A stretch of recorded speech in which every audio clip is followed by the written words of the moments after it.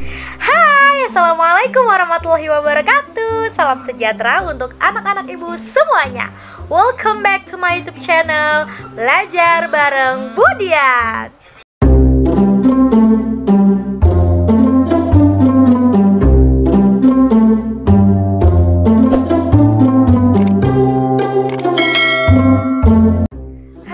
Gimana nih kabarnya anak-anak ibu semuanya? Semoga dalam keadaan sehat walafiat ya. Semoga kita semua dijauhi dari virus yang virus corona yang akhirnya membuat kita bisa jadi homeschooling gini. Homeschooling, online learning maksudnya kayak gitu. Ya, pokoknya semoga ini semua cepat berakhir dan juga jaga kesehatan, tetap jaga kebersihan juga, jaga makanannya juga, jangan juga rebahan terus, jangan juga stres tugas ya. Kita harus hidup balance lah.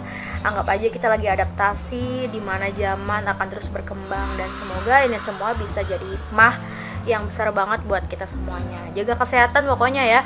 Jangan kayak ibu nih, hari ini ibu sedikit pilek dan flu dan sedikit anget, dan semoga ibu gak kenapa-napa. Amin ya Allah. Ya Allah, aku gak kemana-mana, aku social distancing. Oke, jadi hari ini kita akan tetap dan masih ya Allah, gak peraturan banget. Tetap dan masih mempelajari tentang akuntansi instansi pemerintah setelah ibu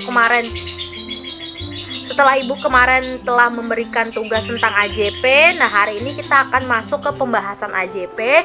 Kemudian kita akan masuk menginput AJP itu ke neraca lajur, dan kita akan menyelesaikan neraca lajur kita.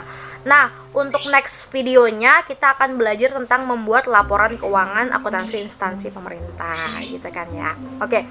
Jadi sebelum ibu melanjutkan pembahasan kita kali ini, sebenarnya untuk AJP dan neraca lajur di akuntansi instansi pemerintah ini sebenarnya logikanya sama banget sama akuntansi, sama banget dengan AJP dan neraca lajur yang kalian kerjakan sehari-hari, gitu kan ya. Cuma nanti yang berbeda nanti di sini adalah di neraca lajur. Neraca lajurnya biasanya kita kalau di akuntansi biasa itu pakai 10 kolom ya. Apa aja tuh kolomnya? Ada neraca saldo, AJP, neraca saldo disesuaikan, kemudian laba rugi dan neraca. Itu kan biasa gitu. Nah, tapi kalau di akuntansi instansi pemerintah, neraca lajurnya ini ada 12 kolom. Nah, kolomnya itu ada yang beda namanya dan ada yang nambah satu. Kolomnya itu yang pertama ada neraca saldo kayak biasa, kemudian ada AJP, kemudian juga ada neraca saldo, ini biasa banget kan ya.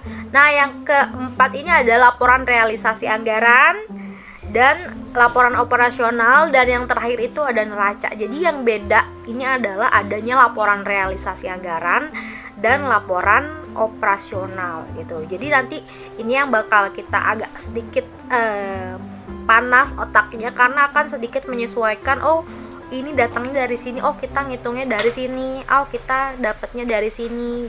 Nah, jadi untuk AJP di akuntansi instansi pemerintah ini hanya berlaku untuk akun-akun yang ada di laporan operasional alias akun-akun yang bersifat akrual. Kenapa? Karena akrual itu kan kejadiannya itu berlangsung, sebenarnya belum kejadian tapi kita udah mencatatnya.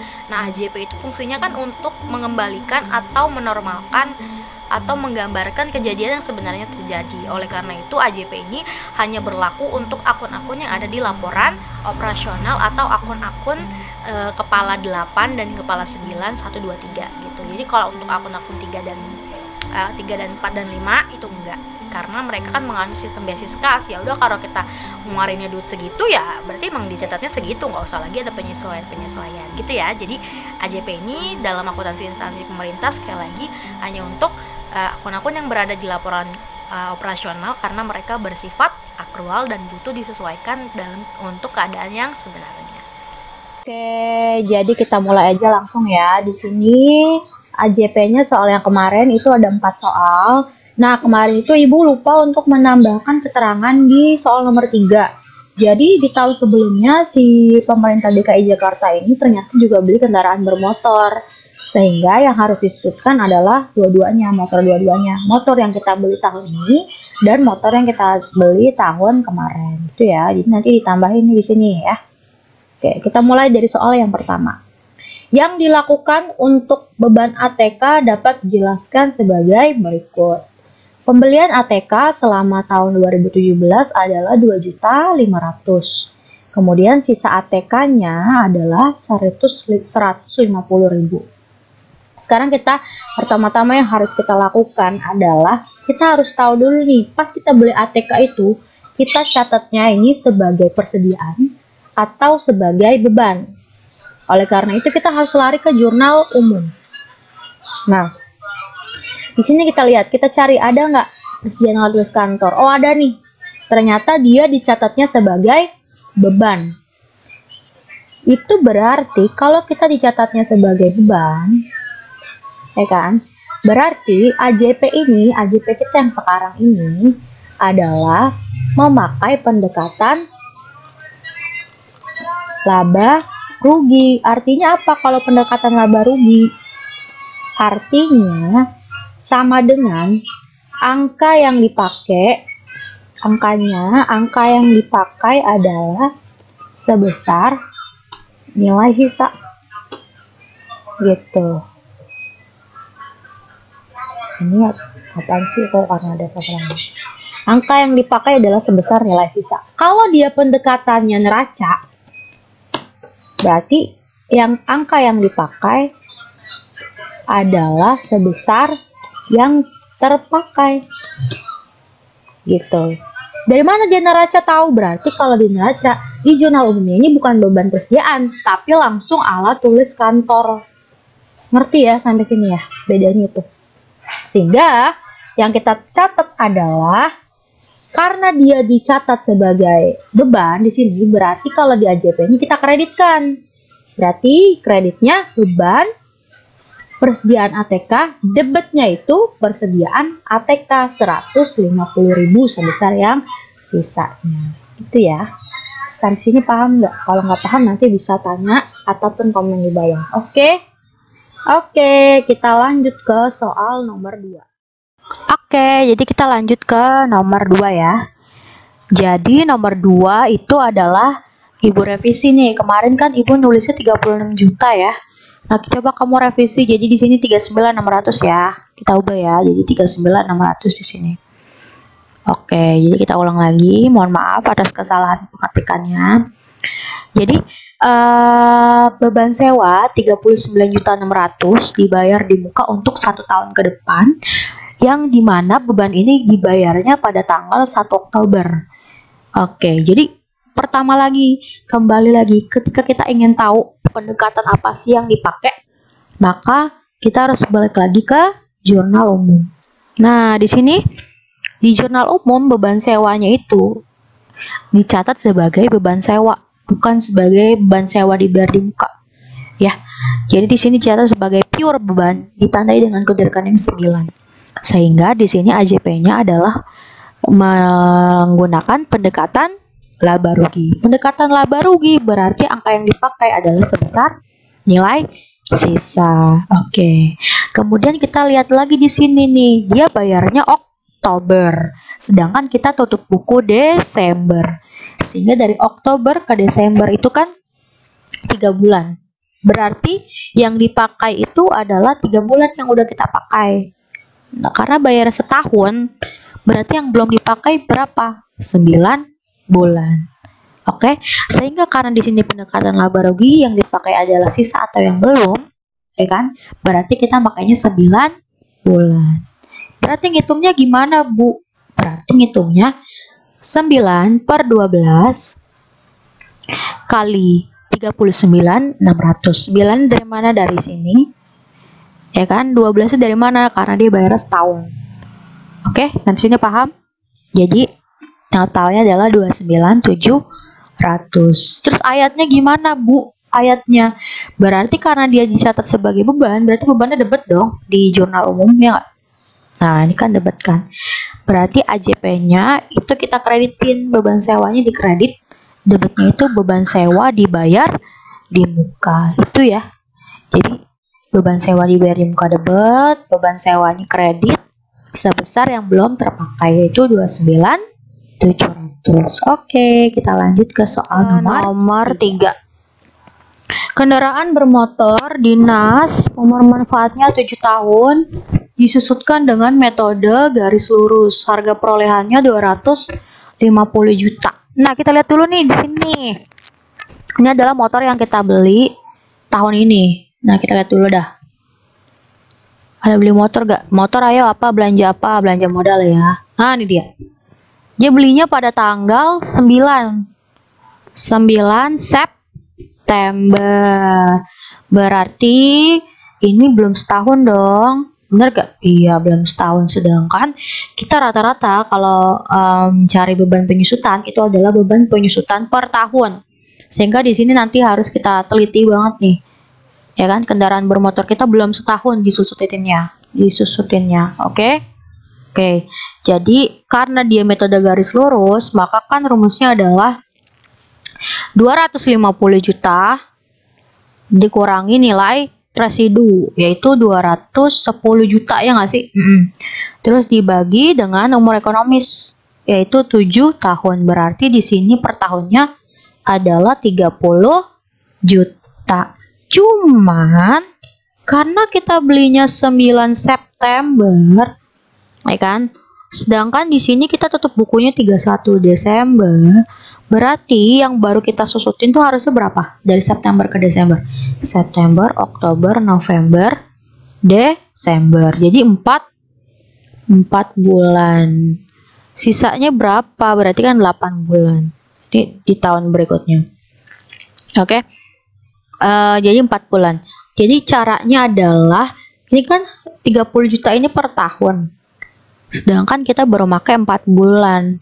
Berarti caranya adalah 4/12, karena dia per tahun 30 jutanya, dikali 30 juta. Berapa? 10 juta. Jadi sebenarnya kita baru nyusutin itu 10 juta gitu ya. Nah, ini adalah info tambahan ya. Jadi kalau kendaraan dibelinya itu tanggal 1 sampai 16 ya, pada bulan yang berlaku, itu kita hitung.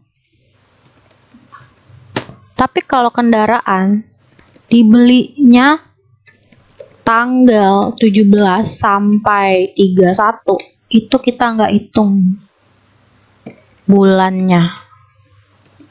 Maksudnya apa, Bu? Contoh, ini 9 September. Berarti Septembernya kan dari 1 sampai 16 kan dihitung. Berarti September kita hitung. Tapi kalau misalkan dia belinya tanggal 17 atau tanggal 18 September, Septembernya nggak kita hitung. Gitu. Pun kebalikannya, misalnya kita mau jual kendaraan ini, jualnya tanggal 1 September. Septembernya nggak kita hitung sebagai penyusutan. Tapi kalau dia belinya dijualnya itu bulan September tanggal 17, itu kita hitung penyusutannya. Jadi ngerti ya sampai sini ya. Kalau kita belinya awal bulan, itu kita hitung. Tapi kalau kita belinya akhir bulan, bulan yang bersangkutan itu nggak kita hitung. Gitu ya. Oke. Nah, lanjut ya. Karena di sini kendaraannya ada 2, yaitu kendaraan yang satu lagi yang bulan tahun berikutnya, tahun sebelumnya kita beli, itu harus kita susutkan juga. Berarti kan di sini kita harus lihat harga perolehannya dia itu 125 juta. Ya nggak sih, di sini 125 juta. Oke. Dengan nilai residunya, nah kan gue belum. Nah, Ibu belum ini nih, belum catat. Nilai residu 13 juta.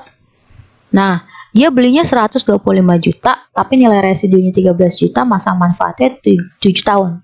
Berarti sama tuh, kayak kita ini 125 juta harga perolehan, dikurangi 13 juta, 223, dibagi 7 tahun.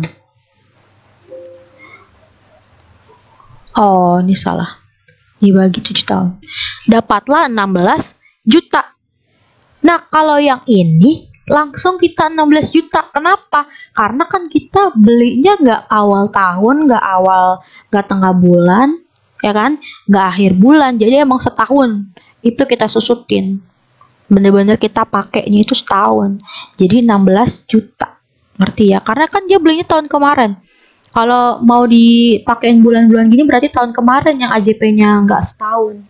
Kalau sekarang AJP-nya setahun karena belinya kemarin. Jadi karena beban penyusutannya ini adalah digabung, sehingga kita harus menggabung nih penyusutan si kendaraan dinas yang sekarang sama kendaraan dinas yang tahun kemarin. Jadi 16 juta ditambah dengan 10 juta jadi 26 juta. Apa AJP-nya? Beban penyusutan.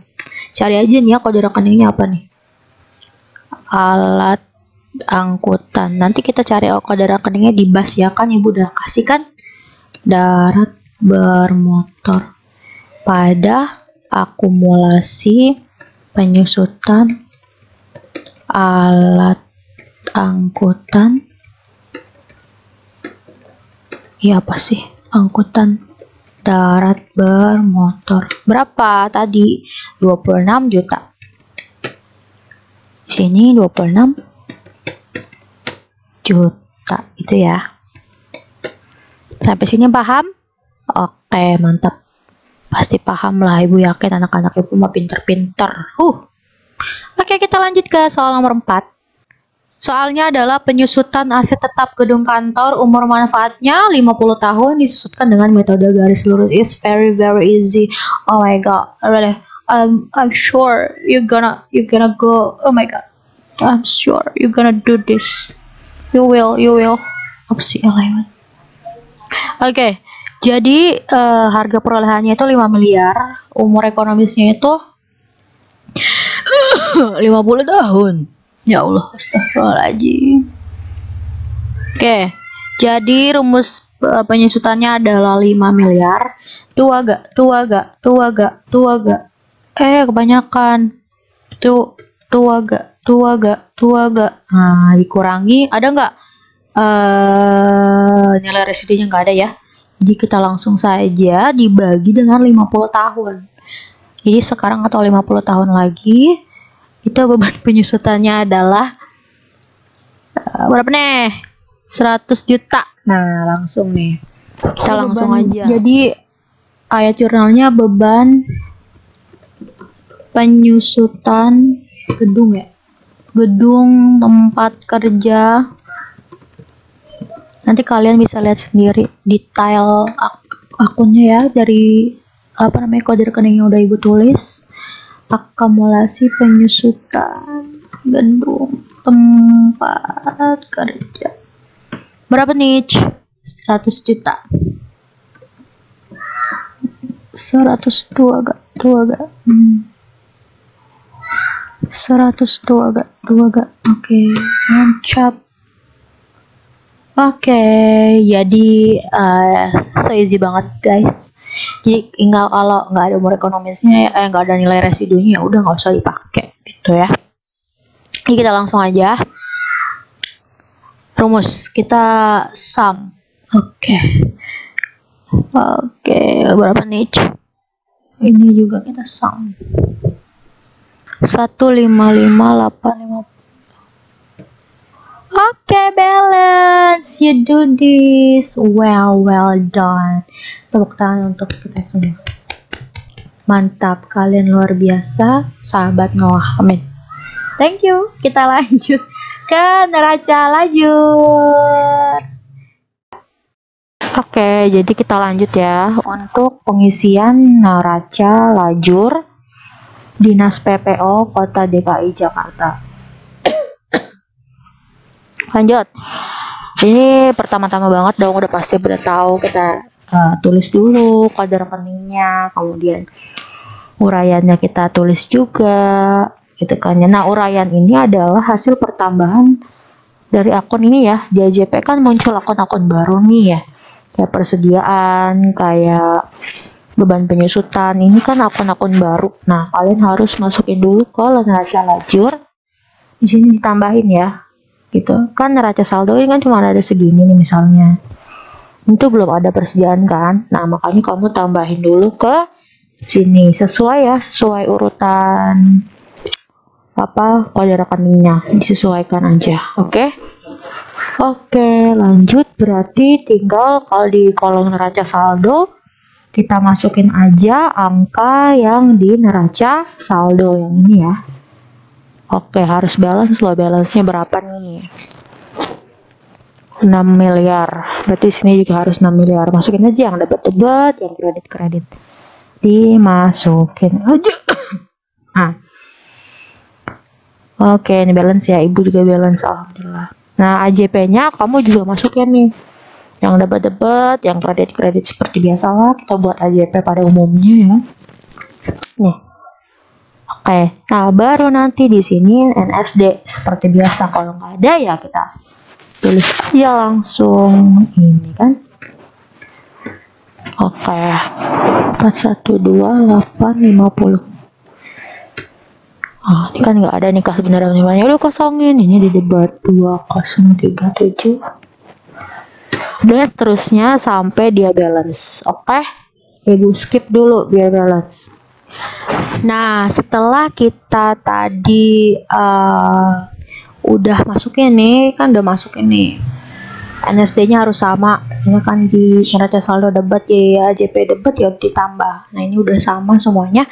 Nah, setelah itu kita harus nambahin nih satu. Ternyata kita ketinggalan satu akun, yaitu ekuitas SAL.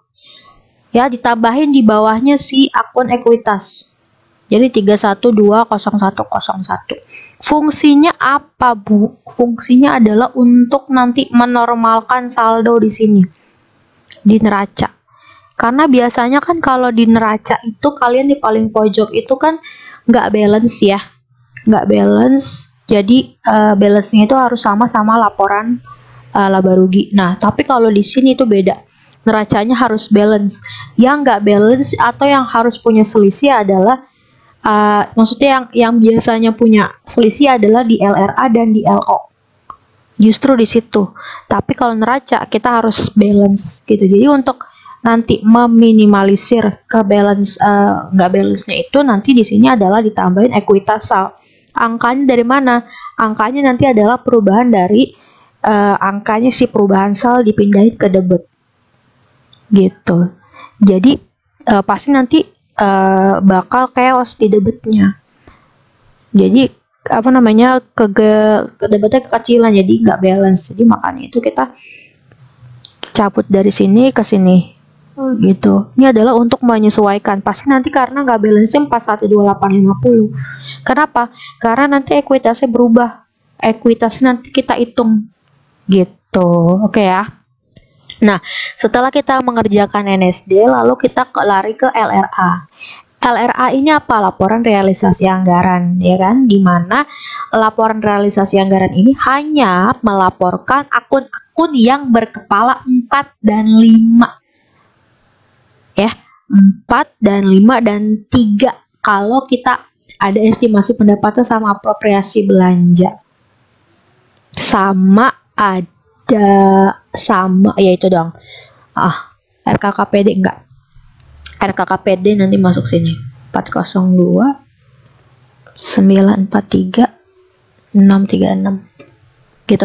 Jadi dia hanya meladeni akun 4 dan 5, kepala 4 dan 5 dan estimasi pendapatan, estimasi perubahan SAL, apropriasi belanja. Ini kan yang seperti bilang dulu banget. Di jurnal boleh, nggak di jurnal boleh. Jadi kalau ini nggak di jurnal, ini nggak ada nih 3 ini. Jadi dia langsung ke 4. Tapi kalau kita jurnal, ya kita mulai dari estimasi pendapatan. Itu ya.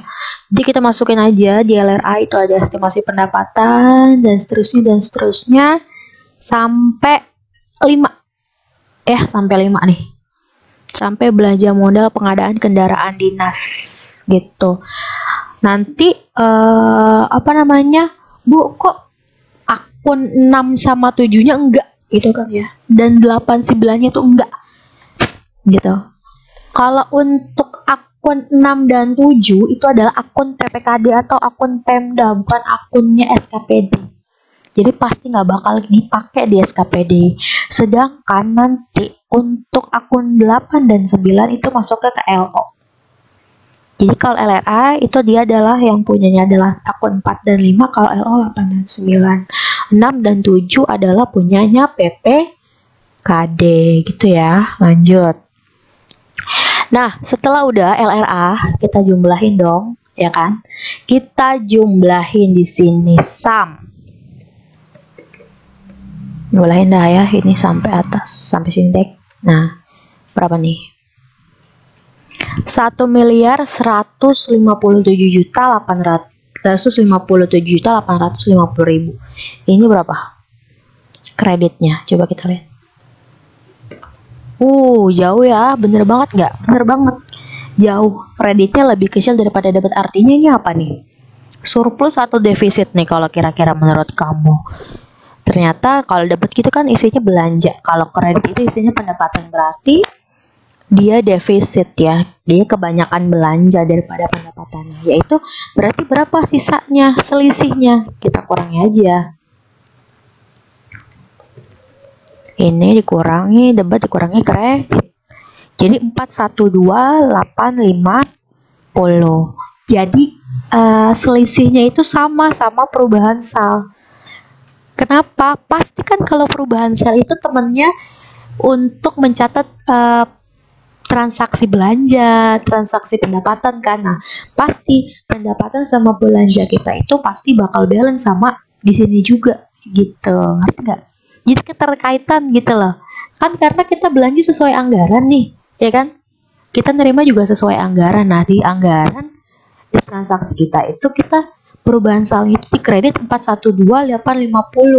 Artinya kan kalau di kredit istilahnya kan kemarin ibu istilahin perubahan saldo itu seperti kas ya.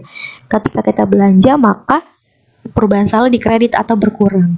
Nah di sini juga kalau di sini perubahan saldo di kredit juga kan, berarti kita kekurangan uang kan? Nah iya sama.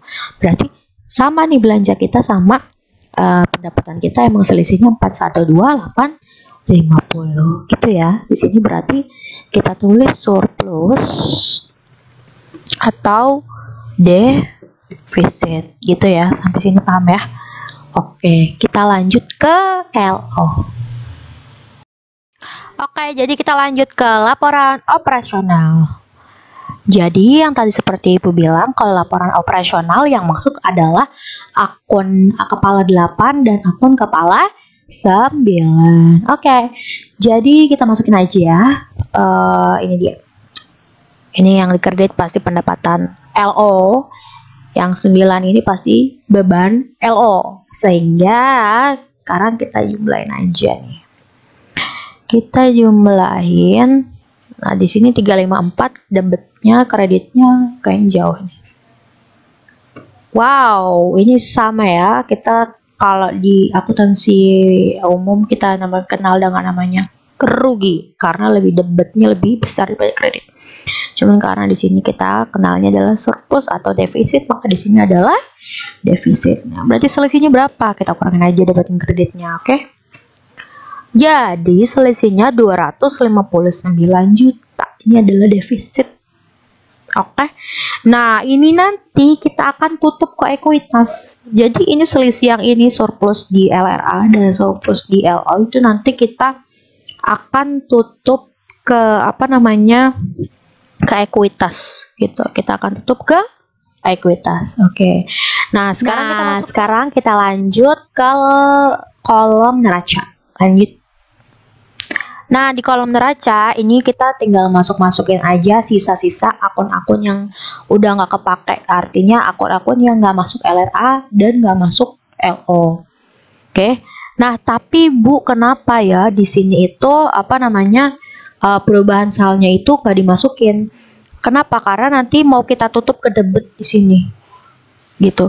Dan yang kreditnya ini kita lebur ke sini. Jadi nanti ekuitas ini kan 5.009 juta.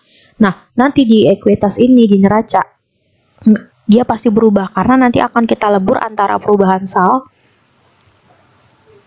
yang di sini nih, surplus atau defisit di LRA sama surplus atau defisit yang di LO. Nanti kita lebur ke ekuitas kita. Gitu. Sama aja kayak akuntansi biasa, ekuitas kita pasti berubah. Tapi berubahnya itu kan di laporan perubahan modal ya kalau di akuntansi umum itu ya. Kalau di lajurnya kan belum berubah, tapi kalau di sini kita udah langsung berubah. Jadi ekuitasnya, jadi ini kita masukin dulu ya, yang debit-debit, yang kredit-kredit, yang tidak termasuk akun LRA dan LO.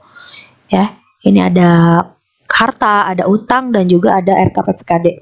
Oke, jadi kita di sini munculin ekuitasnya kan berubah. Jadi sama dengan rumusnya itu untuk ekuitas di kolom neraca, ekuitas di NSD ditambah sama surplus atau defisit di LRA dikurangin sama surplus dan atau defisit di LO. Enter. Jadi ekuitas kita sekarang 5.162.850.000. Udah ya. Oke. Sekarang kita sum. Ini neraca harus sama loh dapat kreditnya. Nah, ini sum lagi.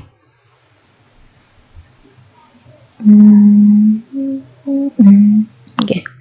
Wow, beda sekali ya. Jadi beda. Coba kita lihat bedanya berapa. Tapi harus sama nih sebenarnya harusnya. Ayo, bedanya berapa?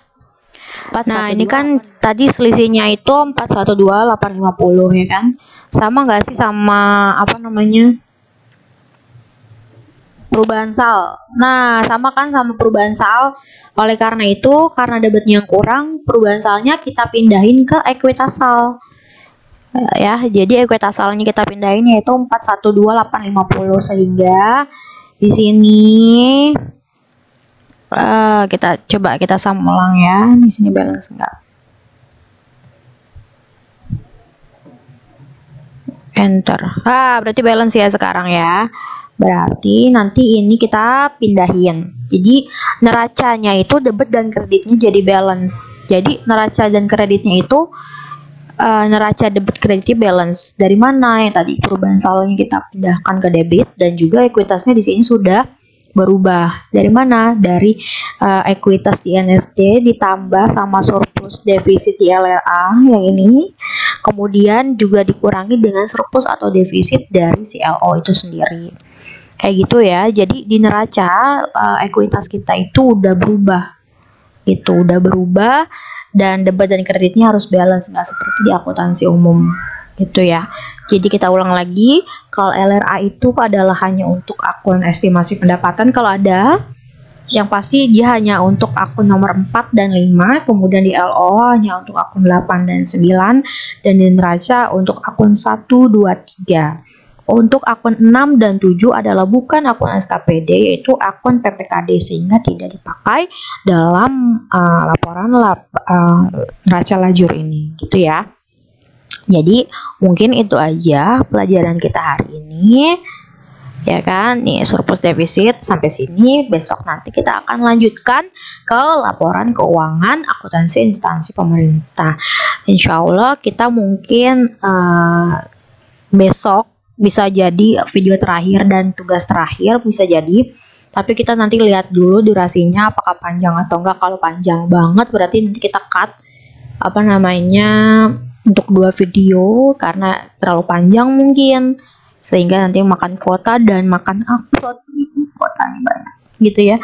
Tapi insya Allah ini adalah beberapa saat lagi kita akan menjumpai pertemuan terakhir kita gitu. Jadi tetap semangat dan tetap sehat, tetap stay safe, tetap social distancing, tetap di rumah, tetap jaga imunitas. Semoga kita semua bisa terbebas dari wabah ini, amin. Salam untuk Bapak Ibu di rumah, jangan lupa kerjakan tugasnya. Wassalamualaikum warahmatullahi wabarakatuh.